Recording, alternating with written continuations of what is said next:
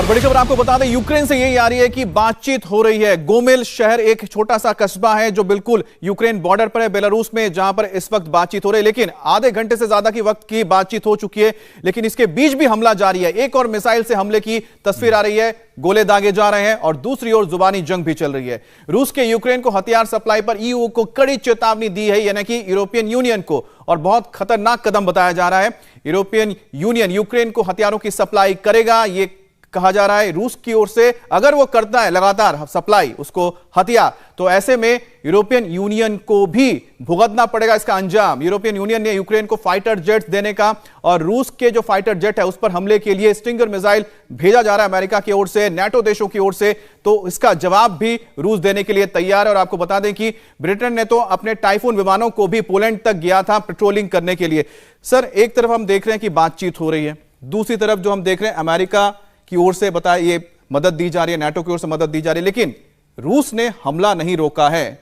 उसका मतलब क्या? हमने अभी भी तस्वीर दिखाई है किस तरह से खार्किव उसके आसपास के इलाकों में बॉम्बिंग हो रही है। ये कौन सी स्ट्रेटेजी है? देखो, ये स्ट्रेटेजी है कि दोनों टाइम बाय करके, और जो रूस है वो पूरी तैयारी कर रहा है खीव को लेने की, वो उसके ऊपर उसने कोई भी वो रिलैक्सेशन नहीं। तो एक मतलब ये है, एक तरफ बात करो और तैयारी रखो, और जो ये कह रहा है नाटो को, नाटो क्यों हथियार दे रहा है, उससे नाटो को कोई असर नहीं पड़ने वाला।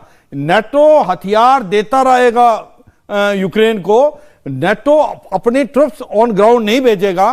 यह भी सच है, पुतिन तैयारी कर रहा है अगला हमला कीव पे करने की, और बातचीत भी चल रही है। और सच्चाई यह है कि फर्क क्या हुआ है, जब से इन्होंने स्टिंगर मिसाइल दी है, जब से जेवलिन मिसाइल दी है, जब से कैमिकोज ड्रोन दिए हैं, काफी फर्क आया है लड़ाई में। तो मुझे लगता है कि जो नाटो कंट्री हैं वो ज्यादा से ज्यादा हथियार देंगी यूक्रेन को, उसमें कोई फर्क नहीं पड़ने वाला, क्योंकि जो पुतिन एक प्रकार वार्निंग दे रहे हैं उसका कोई असर नहीं। पुतिन बैकफुट पे लगता मुझे, क्योंकि पुतिन के पर्सनल जो बैकफुट पर है। श्रीवास्तव सर, एक बात बताइए कि जिसका जिक्र कर रहे थे अभी शिवाज सर की कीव को लेकर, खार्किव में हमने देखा कि बॉम्बिंग हो रही है, लेकिन उस तरह की बॉम्बिंग अभी तक हमने नहीं देखी कीव पर होते हुए। लेकिन जो पुतिन की ओर से, रशिया की ओर से साफ मैसेज दिया गया है, जो कीव में लोग हैं वो छोड़कर चले जाएं वैसिलकोव, जो कि 20 किलोमीटर की दूरी पर ही है।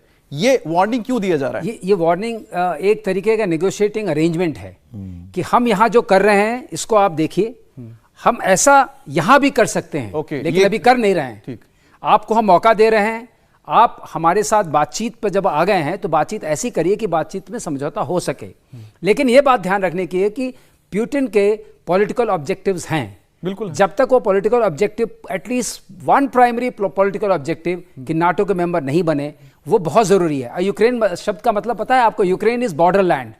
दे वांट कि यूक्रेन जो है बफर लैंड की तरह नाटो और रशिया के बीच में रहे। इंडिया टीवी हर वक्त हर जगह डाउनलोड करने के लिए सर्च करें India TV news Google play store या ऐप स्टोर पर।